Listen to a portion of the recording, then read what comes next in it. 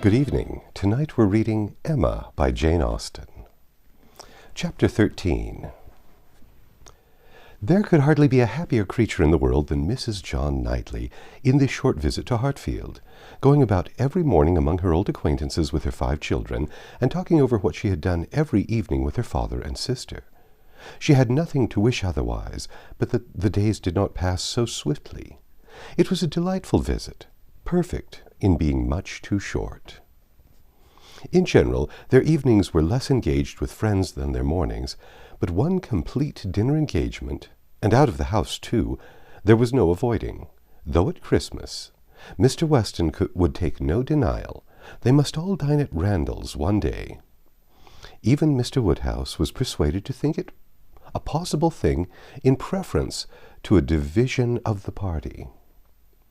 How they were all to be conveyed he would have made a difficulty if he could, but as his son and daughter's carriage and horses were actually at Hartfield, he was not able to make more than a simple question on that head.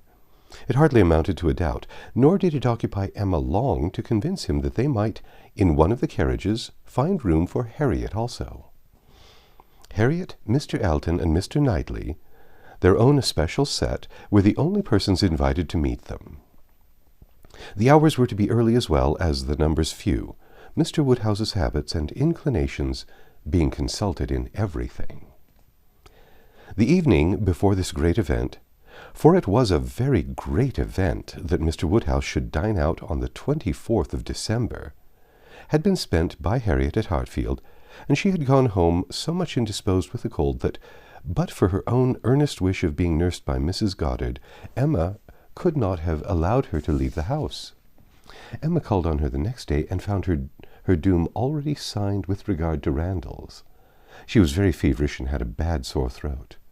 Mrs. Goddard was full of care and affection. Mr. Perry was talked of, and Harriet herself was too ill and low to resist the authority which excluded her from this delightful engagement, though she could not speak of her loss without many tears. Emma sat with her as long as she could to attend her in Mrs. Goddard's unavoidable absence, and raise her spirits by representing how much Mr. Elliot would be depressed when he knew her state, and left her at last tolerably comfortable in the sweet dependence of his having a most comfortless visit, and of their all missing her very much.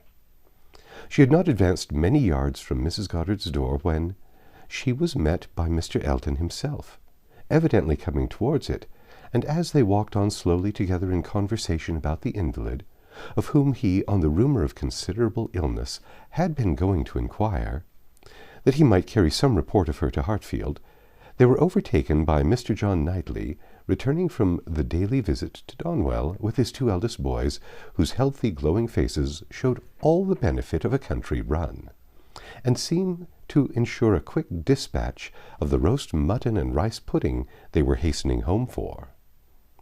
They joined company and proceeded together. Emma was just describing the nature of her friend's complaint, a throat very much inflamed with a great deal of heat about her, and a quick low pulse, and so on, and she was sorry to find from Mrs. Goddard that Harriet was liable to very bad sore throats, and had often alarmed her with them. Mr. Elton looked all alarm on the occasion as he exclaimed, "A sore throat? I hope not infectious. I hope not of a putrid infectious sort. Has Perry seen her? Indeed, you should take care of yourself as well as your friend. Let me entreat you to run no risk. Why does not Perry see her?" Emma, who was not really frightened at all for herself, tranquilized the excesses of apprehension by assurances of Mrs. Goddard's experience and care, but as there must still remain a degree of uneasiness which she could not wish to reason away, which she would rather feed and assist than not, she added soon afterwards, as if quite another subject, "It is so cold, so very cold, and looks and feels so much like snow, that if it were to any other place or with any other party, I should really not try to go out today, and dissuade my father from venturing.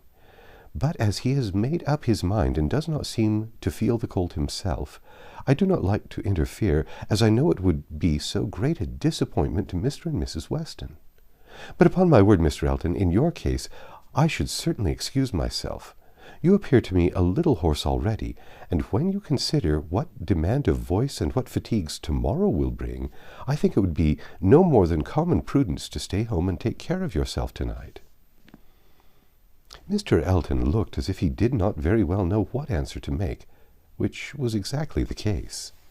For though very much gratified by the kind care of such a fair lady, and not liking to resist any advice of hers, he had not really the least inclination to give up the visit.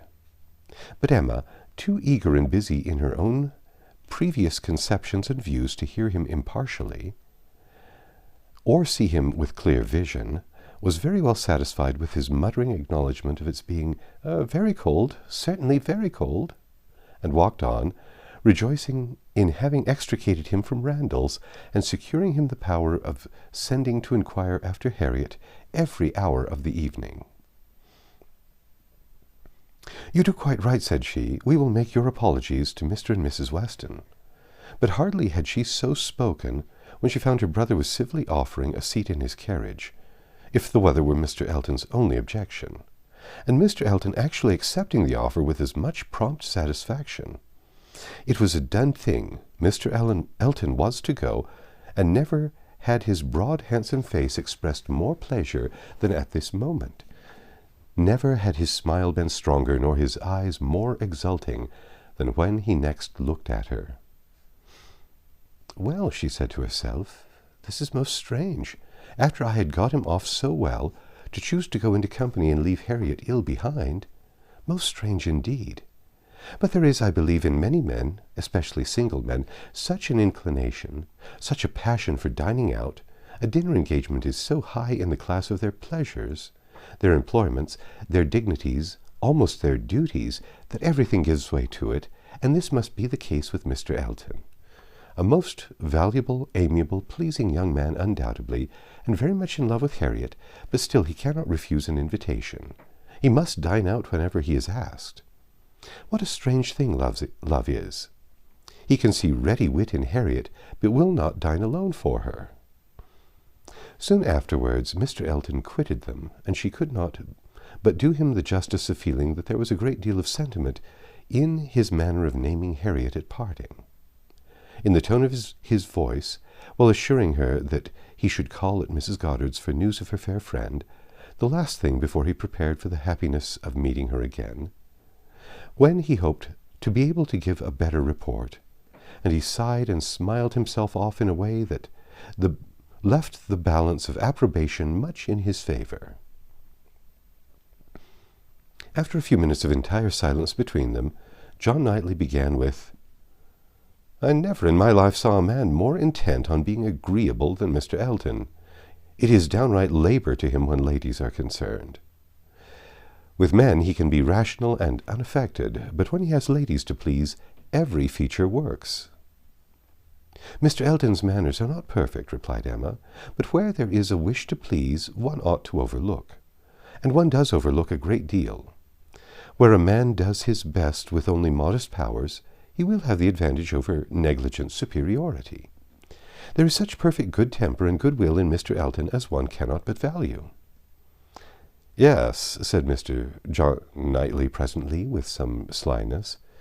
"He seems to have a good deal of good will towards you." "Me?" she replied with a smile of astonishment. "Are you imagining me to be Mr. Elton's object?" "Such an imagination has crossed me, I own, Emma, and if it never occurred to you before, you may as well take it into consideration now." "Mr. Elton in love with me? What an idea!" "I do not say it is so, but you will do well to consider whether it is so or not, and to regulate your behavior accordingly. I think your manners to him encouraging. I speak as a friend, Emma. You had better look about you and ascertain what you do and what you mean to do." "I thank you, but I assure you, you are quite mistaken. Mr. Elton and I are very good friends, and nothing more." And she walked on, amusing herself in the consideration of the blunders which often arise from a partial knowledge of circumstances, of the mistakes which people of high pretension to judgment are for ever falling into, and not very well pleased with her brother for imagining her blind and ignorant, and in want of counsel. he said no more. Mr. Woodhouse had so completely made up his mind to the visit that in spite of the increasing coldness, he seemed to have no idea of shirking from it, and set forward at last most punctually with his eldest daughter in his own carriage, with less apparent consciousness of the weather than either of the others, too full of the wondering of his going and the pleasure it was to afford at Randalls to see that it was cold, and too well wrapped up to feel it. The cold, however, was severe, and by the time the second carriage was in motion, a few flakes of snow were finding their way down, and the sky had the appearance of being so overcharged as to want only a milder air to produce a very white world in a very short time. Emma soon saw that her companion was not in the happiest humour. The preparing and going abroad in such weather, with the sacrifice of his children after dinner, were evils, were disagreeable at least, which Mr. John Knightley did not by any means like. He anticipated nothing in the visit that could be at all worth the purchase, and the whole of their drive to the vicarage was spent by him in expressing his discontent. "A man," said he, "must have a very good opinion of himself when he asks people to leave their own fireside and encounter such a day as this, for the sake of coming to see him. He must think himself a most agreeable fellow. I could not do such a thing. It is the greatest absurdity. Actually snowing at the moment. The folly of not allowing people to be comfortable at home, and the folly of people's not staying comfortably at home when they can. If we were obliged to go out such an evening as this by any call of duty or business, what a hardship we should deem it. And here are we, probably with rather thinner clothing than usual, setting forward voluntarily, without excuse, in defiance of the voice of nature, which tells man, in everything given to his view or his feeling, to stay home himself, and keep all under shelter that he can. Here are we setting forward to spend 5 dull hours in another man's house, with nothing to say or to hear that was not said and heard yesterday, and may not be said and heard again tomorrow. Going in dismal weather, in return probably in worse, 4 horses and 4 servants taken out for nothing but to convey 5 idle, shivering creatures into colder rooms and worse company than they might have had at home." Emma did not find herself equal to give the pleased assent which no doubt he was in the habit of receiving, to emulate the "very true, my love," which must have been usually administered by his travelling companion. But she had resolution enough to refrain from making any answer at all. She could not be complying.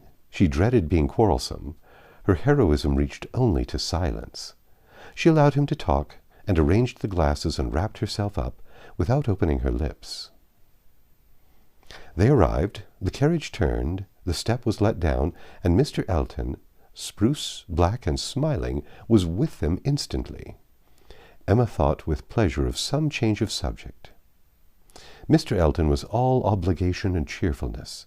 He was so very cheerful in his civilities, indeed, that she began to think he must have received a different account of Harriet from what had reached her.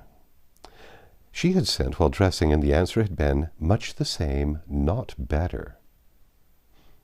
"My report from Mrs. Goddard's," said she presently, "was not so pleasant as I had hoped. Not better was my answer."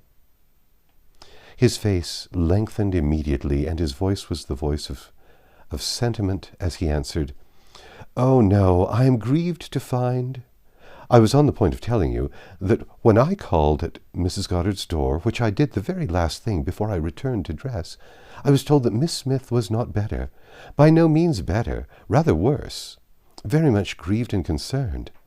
I had flattered myself that she must be better after such a cordial as I knew had been given her this morning." Emma smiled and answered, "My visit was of use to the nervous part of her complaint, I hope, but not even I can charm away sore throat. It is a most severe cold indeed. Mr. Perry has been with her, as you probably heard." "Yes, I imagined. That is, I did not. He has been used to her in these complaints, and I hope tomorrow morning will bring us both a more comfortable report.